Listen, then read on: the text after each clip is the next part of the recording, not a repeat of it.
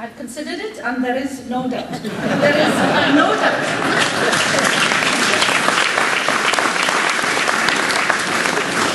That bit wasn't scripted, by the way. There is no doubt, that the #1 priority for Wales now is the economy. There is cataclysmic change occurring in the world economy. The bastions of the old Western economic order, the United States, the UK, the Eurozone, are all swaying on precipices. What were seen as solid, indestructible economic heavyweights are no longer viewed as such. And in Wales, our businesses and communities stand powerless in this uncertain world. The condemned government has rejected a fiscal stimulus to invigorate growth. Welsh Government is equally resisting Plaid's call for a capital investment fund to stimulate the economy and make up for the removal of public capital funds. We want to see Welsh businesses flourish and our economy grow. Plaid Cymru needs to be listening to the views of businesses and needs to champion their cause. But we also need more government, fiscal and economic levers in Wales. After all, who would do a better job in charge of our economic prospects? Danny Alexander or Adam Price? And as we aspire to further constitutional reform and greater economic prosperity, what of Plaid Cymru itself? Politician, heal thyself. Wales needs a healthy Plaid Cymru. Without the ambition and drive of Plaid Cymru, nothing is achieved for this country. Sometimes others will help deliver change, but no other political party will seek or drive change. Their only ambition is power for power's sake, not power for change's sake. Electoral success for Plaid Cymru is therefore crucial in building Wales and delivering change. We have stagnated of late. At times we have failed to motivate ourselves, but more importantly, we have failed to motivate others to believe that Wales deserves to be more than somebody else's afterthought. We have vested great responsibility on Eirfil Ap Gwilym and his team to shape our future, and I look forward to their work. One thing is clear, however, as a party and as individuals and elected members in this party, we need to reach out and listen to more people in Wales. We know that so many people are patriotic in Wales. We need to open our doors to more people, even if some of those people are challenging to our comfort zones. We need to have the debate with more people in Wales. Not only should we be addressing the peace rally or the language rally or the picket line or the farmers' union meeting. We need to be addressing the Ladies' Circle, the Chambers of Trade and British Legions and others. If people are ambitious for Wales and ambitious for themselves and their community, then Plaid Cymru is for them. Plaid Cymru favours no language, no race, no place of birth. There is a place in Plaid Cymru for the Welsh language student activist, the Swansea plumber and the retired couple from Wigan living in Pwllheli, as long as their cause is Wales. There is a place in Plaid Cymru for the soldier and the pacifist, as long as their cause in Wales.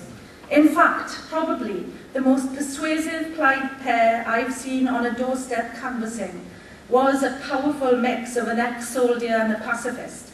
The voters of Llanudno had no chance with Paul James and David Iwan on their doorstep. As Plaid members, we must resist just speaking to each other, or just to those fringe groups around us who seek our support to advance their cause. We have a cause of our own, a country to create.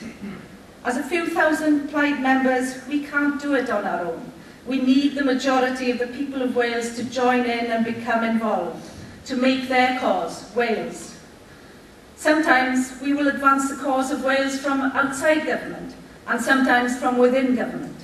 But I've no doubt that it is best advanced from within government, whether that is local government or more particularly Welsh government. We achieved so much for the cause of Wales in the One Wales government, and we should never play that down. In that government, this current Plaid leader became the Deputy First Minister of Wales. The next Plaid leader must become the First Minister of Wales. We cannot allow Wales to become a one-party Labour state. We can't.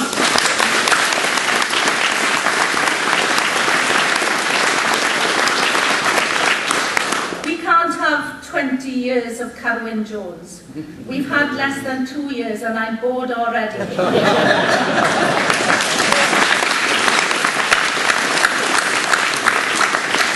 What's more worrying, I think Elin Jones is bored also. No wonder he needed a trip to break his boredom to New Zealand.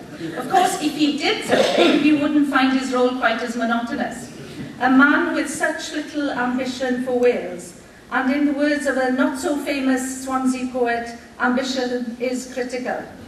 I can just picture Elin Jones now, leaning heavily on the plastic podium, answering First Minister's questions in the Assembly and saying, "No, thank you very much. I don't want to see broadcasting devolve to Wales. I'd much rather have that nice Tory Jeremy Hunt responsible for swinging cuts to the BBC and decimating S4C. Fiscal powers, I'm not too sure what they are," he'd say, "so I won't ask for any. But if they're offered, then maybe we'll see. Depends whether Scotland get them and what Northern Ireland want."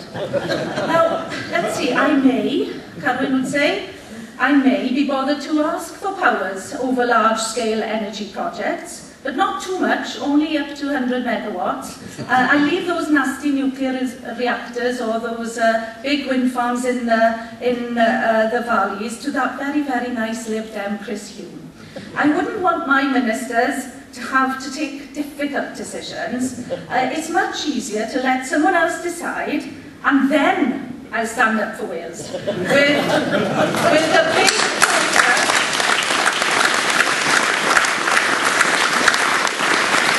and then I'll stand up for Wales with a big poster of me, Elin Jones, standing up for Wales behind me, just to make the point. Now, that's what he'd say, not me.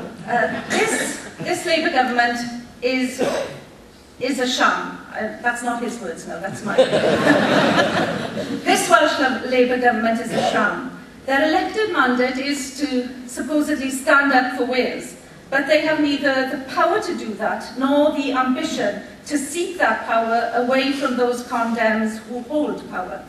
They have no programme of government, only a legislative programme, some of which is commendable, other parts of which are questionable. They intend, for example, for one Welsh law to be made to force neighbouring local authorities to appoint staff jointly.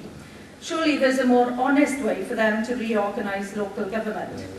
5 years in front of us of Elin sitting down for Wales, along with 4 more years of Condem or Lib Con government wreaking havoc on Wales. With that toxic mix,